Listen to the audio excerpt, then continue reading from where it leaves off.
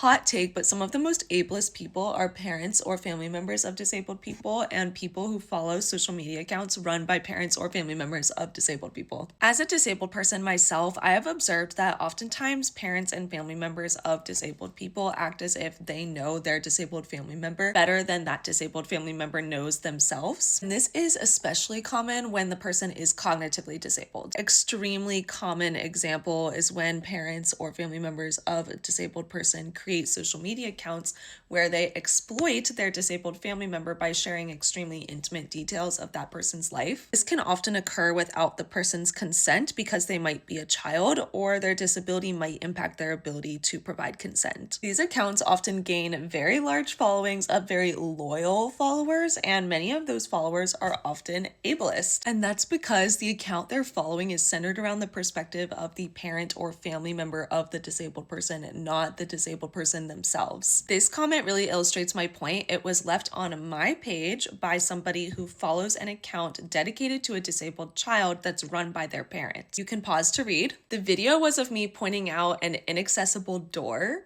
So they're being condescending and insinuating that me pointing out inaccessibility is complaining. If this person were actually an ally to disabled people, they wouldn't be leaving this comment on my page. However, they probably think that they're an ally to disabled people because they follow a page dedicated to a disabled child. This issue is far more pervasive than just this one comment. This is just an example. There's just definitely a disconnect between disabled people like me sharing our experiences on social media versus parents and family members of disabled people sharing their experiences on social media, and the people who choose to follow people like me versus people like them.